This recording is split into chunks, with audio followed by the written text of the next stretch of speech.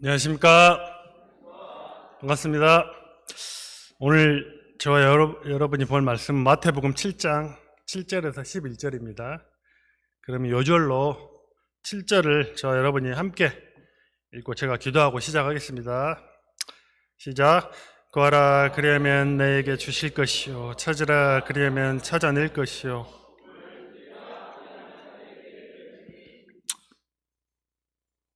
하나님 아버지 감사합니다. 이 시간 또 연합 파트 모임을 이루어져 감사합니다. 부족한 또 이제 하나님 말씀을 또 들고 나왔습니다. 하나님 또 이 말씀을 담대하게 잘 전하게 도와주시고 또 은혜 주시기를 기도합니다. 감사합니다. 예수님 이름으로 기도드립니다. 아멘. 2002년 목포 인근 야산에 항공기가 추락했을 때, 또 2003년 대구 지하철 참사가 났을 때, 또 생존자가 휴대전화로 119 구조 요청을 했기 때문에 그나마 신속한 구조 작업이 가능했습니다. 휴대전화라는 손바닥만한 통신수단이 생명을 구한 것입니다. 그러나 인생을 구하는 데 있어서 휴대전화보다 더 좋은 수단이 있습니다. 바로 기도입니다. 오늘 말씀은 어떤 자세로 저희들이 기도해야 하는지 가르쳐주고 있습니다. 오늘 말씀을 통해 축복된 기도의 세계로 들어갈 수 있길 기도합니다. 첫째, 하나님은 성도에게 구하라고 말씀하십니다. 본문에 구하라라는 말은 헬라어로 아이테오라는 말인데, 이는 구체적으로 믿음으로 요청하라는 뜻입니다. 우리는 하나님께 구할 때 두리뭉실하게 구할 때가 많습니다. 하나님께서 알아서 해결해 주시겠지 생각합니다. 그러나 하나님은 구체적으로 믿음으로 요청하기를 원하십니다. 그 이유가 무엇입니까? 그렇게 해야 하나님이 살아계시는구나, 내 작은 신음소리에 응답하시는구나 하며 인격적으로 체험할 수 있기 때문입니다. 봄수양회 때 우리는 큰 용사 기드온을 만났습니다. 그는 처음에는 포도주 틀에서 밀 타작하던 소심한 자였습니다. 그런데 하나님께서 그를 큰 용사여, 여호와께서 너와 함께 계시도다 말씀하셨습니다. 기드온은 하나님께서 자신과 함께 하시는지 어떻게 알 수 있었습니까? 그는 하나님께 구체적으로 기도했습니다.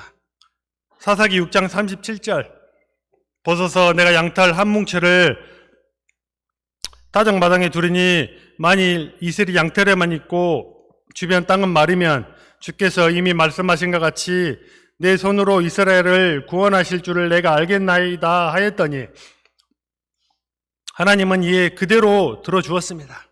그런데 기드온은 아직 하나님이 자신과 함께 한다는 것을 확신할 수 없었습니다. 그래서 이번에도 말하였습니다. 사사기 6장 39절, 기드온이 또 하나님께 여쭈되 주여 내게 노하지 마옵소서. 내가 이번만 말하리이다. 고함나니 내게 이번만 양털로 시험하게 하소서. 원하건대 양털만 마르고 그 주변 땅에는 다 이슬이 있게 하옵소서 하였더니 하나님이 이때도 그대로 들어주었습니다. 이 두 가지 사건 때문에 기도는 하나님이 자신과 함께 한다는 것을 확신하고 큰 용사로 부르심을 확신할 수 있었습니다. 그리고 300용사로 미디안 적군을 물리칠 수 있었습니다.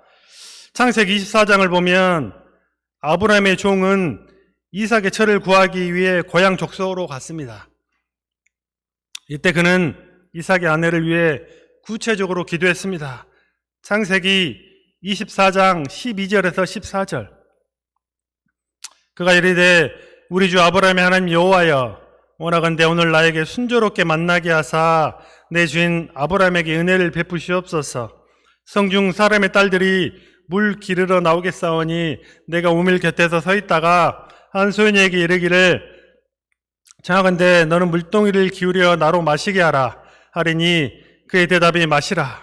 내가 당신의 낙타에게도 마시게 하리라면 그는 주께서 주의 종 이삭을 위하여 정하신 자로 이로 말미암아 주께서 내 주인에게 은혜 베푸심을 내가 알겠나이다. 하나님은 그의 구체적인 기도가 끝나자마자 아브라함의 친척이요, 아침 일찍 일하는 부지런한 여인이요, 나그네와 짐승까지 먹이는 내면성 있는 리브가를 보내 그 기도대로 이루어 주셨습니다. 아브라함의 종은 이를 통해 아브라함의 하나님을 인격적으로 만나고 찬송할 수 있었습니다. UBF 초창기 역사를 보면 이 사무엘 선교사님은 앞으로 10년 안에 나야가라 폭포에서 300명 국제 수양회를 이루도록 기도하자며 기도 제목을 구체적으로 제시했습니다. 처음에는 많은 사람이 이 기도가 허황되다고 생각하였습니다. 그러나 믿음으로 구하자 그대로 이루어졌습니다. 우리는 이를 통해 하나님이 살아계심을 체험할 수 있었습니다.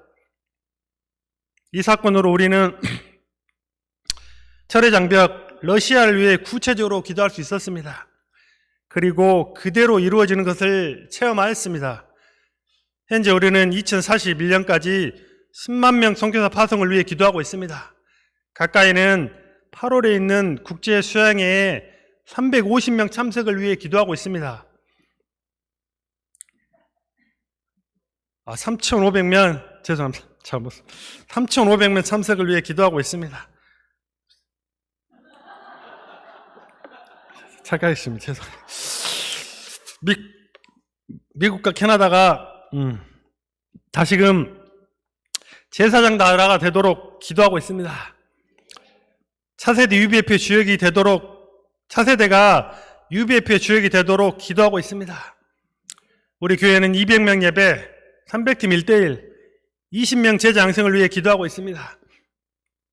솔토팀이 성령의 그릇을 이루어 역사의 주역이 되도록 기도하고 있습니다.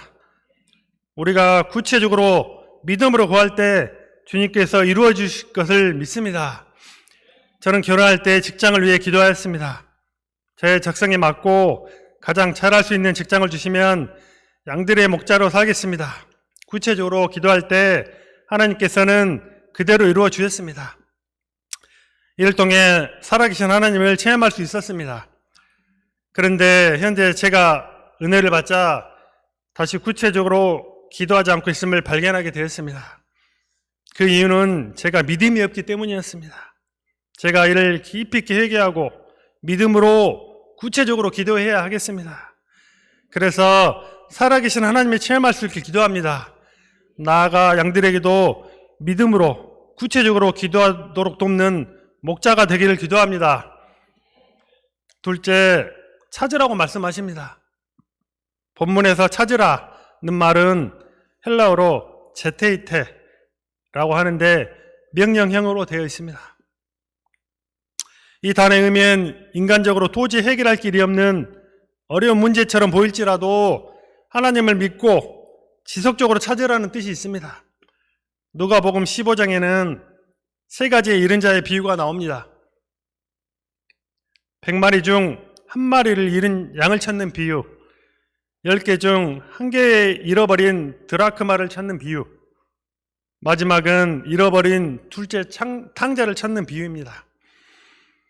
그런데 그들이 찾는 방법을 보면 찾아낼 때까지 찾아냅니다. 누가복음 15장 4절, 내 중에 어떤 사람이 양 100마리가 있는데 그 중에 하나를 잃으면 99마리를 들고 99마리를 들에 두고 그 잃은 것을 찾아내기까지 찾아다니지 아니하겠느냐.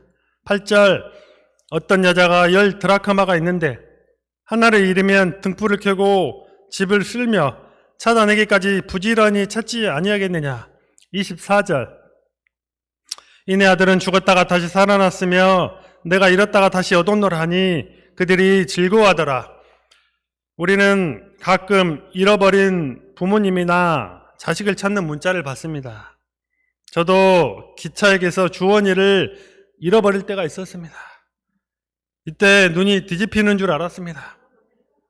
그런데 영문의 도움으로 찾을 때 그 기쁨을 이루 말할 수 없었습니다. 이처럼 하나님은 하나님을 믿고 찾을 때까지 찾으라는 것입니다. 하나님이 다윗을 귀하게 여기시고 내 마음에 합한 자라고 하신 이유가 무엇입니까? 잃어버린 양을 찾도록 찾고 잃어버린 자기 백성을 찾도록 찾기 때문입니다. 이사무엘 선교사님은 딸을 잃어버렸다가 서원했다고 합니다. 제 딸을 찾으면 미국 영혼을 제 딸처럼 찾고 돌보겠습니다. 하나님은 이 기도를 들으시고 딸을 찾게 도와주셨고 이 계기를 통해 미국 영혼들이 폭발적으로 많이 돌아오게 하셨습니다. 저는 말씀을 준비하면서 양을 어떠한 자세로 찾는가 돌아보게 되었습니다. 교회 목자로 수련받았지만 저는 이 양들을 잘 돌아보지 않고 제 아들들을 돌아보았습니다. 또 종주가 정신병원에 있는데 상태가 안 좋으니 소망이 없다며 잘 찾지를 않았습니다. 만약 제 아들이 정신병원에 있다면 저는 매주 찾아갈 것입니다. 제가 하나님께서 고쳐줄 것을 믿지 못하고 찾아가지 않은 것을 애통히 회개합니다. 전도는 발로 한다고 했습니다. 제가 이를 회개하고 발로 전도하는 자가 되기를 간절히 기도합니다. 셋째, 두드리라 하십니다. 타인의 집에 들어가기 위해선 문을 두드려야 합니다. 즉, 문을 두드리라는 목적은 반응을 얻어내어 닫힌 문을 여는 데 있습니다. 우리는 기도를 하되 하나님이 반응이 올 때까지, 하나님이 반응하여 천국의 문이 열릴 때까지 두드려야 합니다. 예수님은 누가복음 11장에서 한 친구의 비유를 예로 드셨습니다. 어떤 사람에게 늦은 밤중에 친구가 찾아왔습니다. 그는 긴 여행에 몹시 지쳐 기진맥진했습니다. 당장 뭐라도 먹을 것이 필요했습니다. 그러나 자기 집에는 먹을 것이 없었습니다. 그래서 염치불구하고 먹을 것을 빌리러 한밤중에 친구의 집에 갔습니다. 한밤중에 문을 두드리는 게 얼마나 예의에 어긋난 행동입니까?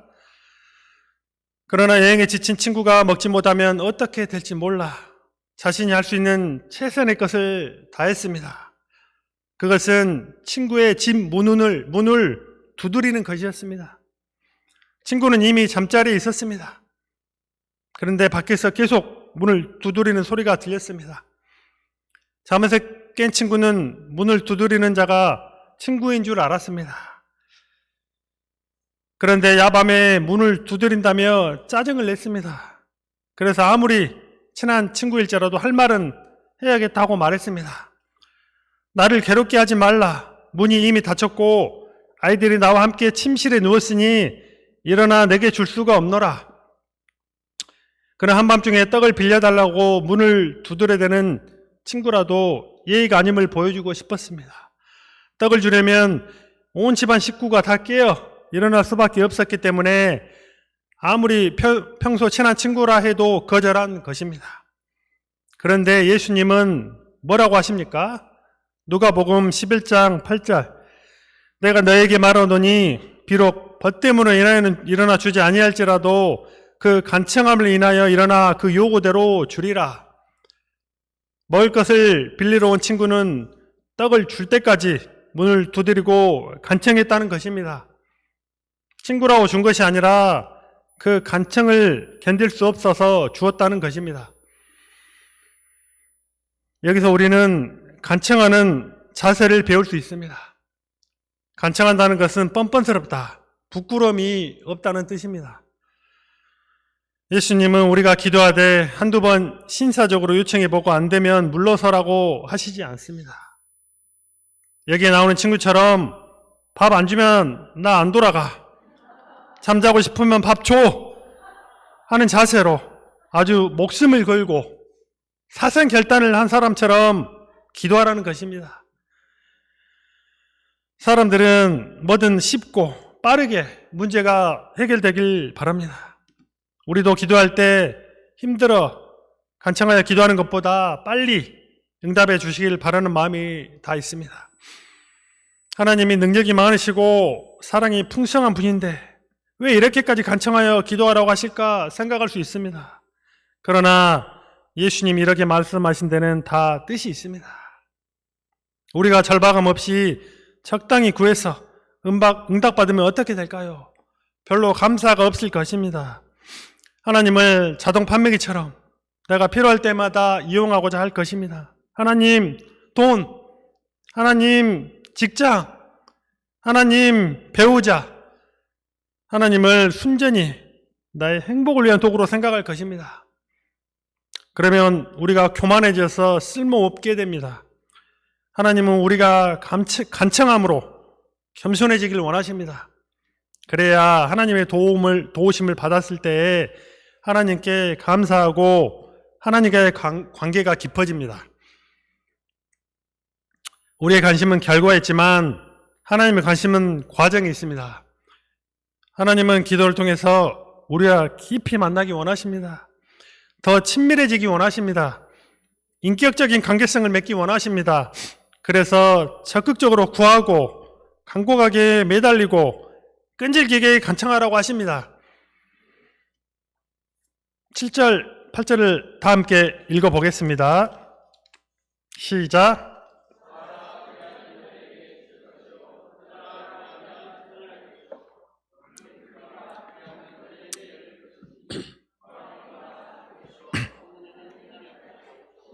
두드리는 이에게는 열릴 것이니라. 구하라, 찾으라, 두드리라는 말씀은 모두 적극적인 행동을 요구하는 명령형으로 되어 있습니다.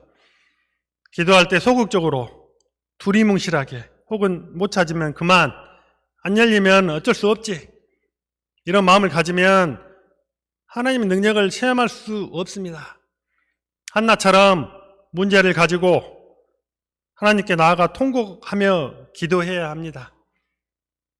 히스기야는 어떻게 기도했습니까? 민족의 구원을 위해서, 자신의 생명 연장을 위해서 눈물로 기도했습니다. 에스더는 어떻게 기도했습니까? 민족이 멸절될 수 있는 위기 앞에서 죽음은 죽으리이다 금식하며 생명을 걸고 기도했습니다. 히브리서 5장 7절에 보면 예수님조차도 그가 육체에 계실 때 자기를 죽음에서 구원하실 이에게 심한 통곡과 눈물로 간구와 소원을 올려드렸다고 했습니다. 하나님 종들은 모두 기도하되 적당히 기도하지 않았습니다. 신사적으로 한두 번 기도하고 물러서지 않았습니다. 통곡하며 눈물을 흘리며 생명을 걸고 기도하였습니다. 이런 기도를 통해서 문제를 해결받고 하나님을 깊이 만나게 되었습니다. 한 단계 믿음이 성장하고 민족의 믿음이 성장하고 온 인류의 믿음이 성장했습니다. 나 한 사람의 기도가 이처럼 중요합니다. 나 한 사람의 기도가 가족을 살리고 캠퍼스를 살리고 나라를 살릴 수 있습니다. 하나님께서는 지난 봄수양회를 통해서 우리를 큰 용사로 불러주셨습니다. 백부장의 믿음과 순종을 배우고 빌립의 심정과 전도를 배웠습니다. 올해 우리 교회의 구호가 무엇입니까? 한 말씀, 한 영혼의 생명을 겁시다 입니다. 그런데 얼마나 한 말씀에 생명을 걸고 있습니까? 얼마나 한 영혼의 생명을 걸고 있습니까? 정말로 구체적으로 기도하고 있습니까? 합당한 말씀을 찾을 때까지 찾고 있습니까? 양들을 찾을 때까지 찾고 있습니까? 양의 마음이 열릴 때까지, 문제가 해결될 때까지 두드리고 있습니까? 혹시 좀 하다가 그만하고 있지 않습니까? 이제는 코로나 거리두기도 모두 해제되었습니다. 이제는 코로나 때문에 전도 못하네 하며 핑계댈 수 없습니다. 이 와중에도 구하고 찾고 두드리는 목자님들로 인해 감사가 됩니다. 이분들의 기도로 강민철 형제는 드디어 말씀이 들린다고 합니다. 군대에 있을 때 왕복 12시간 운전해서 남양주까지 찾아가고 기도해준 목자님들로 인해 남병현 형제가 믿음의 용사가 되어 돌아왔습니다. 하나님께 감사 찬송을 드립니다. 바쁜 가운데서도 퇴근하며 거리에서 설문지를 돌리고 캠퍼스에 나가 어떻게 하면 양들에게 점심을 더 사줄까 고민하며 수고하시는 목자님들로 인해 과학위원 양들이 잘 자라고 있습니다. 또한 솔트팀이 학생회와 그릇을 잘 이루고 목자의 심정이 충만해졌습니다. 양들이 오면 다 데리고 다니면서 대화하고 어린이날 남원에 가서 즐겁게 교제도 나누게 하셨습니다. 우리가 간청하여 기도하고 적극적으로 구하고 찾고 문을 두드리며 다가오는 여름 수양에도 지금부터 준비할 수 있길 기도합니다. 9절에서 11절은 우리가 기도하는 하나님은 어떤 분이신지 가르쳐주는 말씀입니다. 세상에서 아들이 떡을 달라고 하는데 돌을 주며 생선을 달라고 하는데 뱀을 줄 아버지는 없습니다. 아무리 죄 많은 인간일지라도 자식에게 좋은 것을 줄 압니다. 하물며 하늘에 계신 우리 아버지께서는 구하는 자에게 좋은 것으로 주지 않겠습니까? 육신의 아버지는 무지하고 무능해서 자식의 요구에 제때 들어줄 수 없을지 몰라도 하늘 아버지는 전지전능해서 가장 적절할 때에 가장 좋은 선물을 주십니다. 이 하나님은 우리에게 가장 좋은 선물인 성령, 즉 죽으시고 부활하시고 함께 하시는 예수의 영을 우리에게 주셨습니다. 기도원이 하나님과 함께할 때 큰 용사가 된 것처럼 성령이 함께하면 우리도 큰 용사가 될 수 있습니다. 성령이 함께하시면 연약한 사람이 강해지고 필요할 때 채워지고 진리 가운데로 인도됩니다. 우리에게 가장 좋은 선물인 성령을 허락해 주신 하나님께 감사 찬양을 드립니다. 이 성령 안에서 저희가 구하는 가운데 하나님을 체험하고 잃어버린 것을 찾고 각종 문이 열리는 기적을 날마다 체험하길 기도합니다. 하나님께서는 그동안 구하고 찾고 두드릴 때 응답해 주시고 축복해 주셨습니다. 저는 건설 현장에서 타일 시공 일을 하고 있습니다. 현장에 들어가면 보통 4개월에서 5개월 정도는 일을 할 수가 있습니다. 하지만 공사기간이 끝날 때가 되면 또다시 일할 현장을 알아보고 구해야 합니다. 다른 사람들은 전화 몇 통 돌리면 쉽게 일을 구하지만 저는 아는 사람도 많이 없고 실력도 그리 뛰어나지가 않아서 일을 구하기가 쉽지 않았습니다.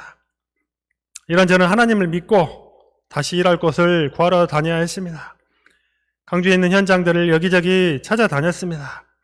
그래도 찾지 못하면 김포, 부산, 전주, 광양, 사천까지 찾으러 다녔습니다.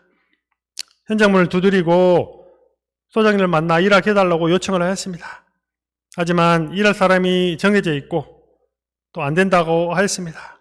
최근에는 화물연대 파업으로 인해서 현장이 멈추고 일을 할 수 없게 되자 낙심이 되었습니다.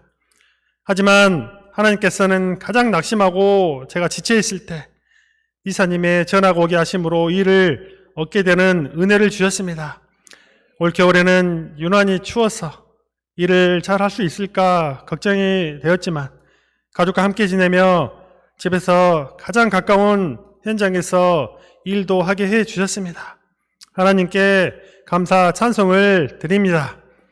시작기가 시작되고 저는 토요일에는 오전 근무만 하고 오후에는 목자님들과 함께 복원대에 나가서 전도를 하였습니다. 하지만 족갑벌 되는 양들에게 다가가서 이야기 나누고 복음을 전하는 게 쉽지가 않았습니다.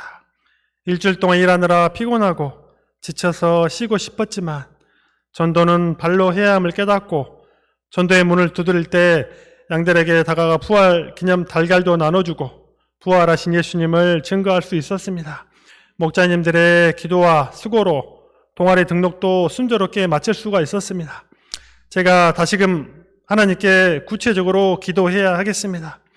양들을 향한 목자의 심정을 주시도록 양에게 줄 1:1 말씀 노트를 주시도록 자녀에게 줄 말씀을 주시도록 강주에서 일할 직장을 주시도록 이를 위해 제가 날마다 구하고 찾고 두드릴 수 있길 기도합니다. 결론입니다. 하나님은 지금도 우리를 위해 가장 좋은 선물을 준비하고 계십니다. 우리가 간청하여 기도하고 구하고 찾고 두드리면 하나님께서 크고 비밀한 일들을 보이시고 축복을 베풀어 주십니다. 하나님께서 주실 은혜를 기대하고 날마다 구하고 찾고 두드려야 하겠습니다. 무엇보다 가장 좋은 선물, 성령님을 보내주신 것을 감사해야 하겠습니다. 성령님을 의지하고 간청하는 기도로 사랑이 많으신 하나님 아버지를 체험하고 하나님의 뜻을 이룰 수 있기를 기도합니다.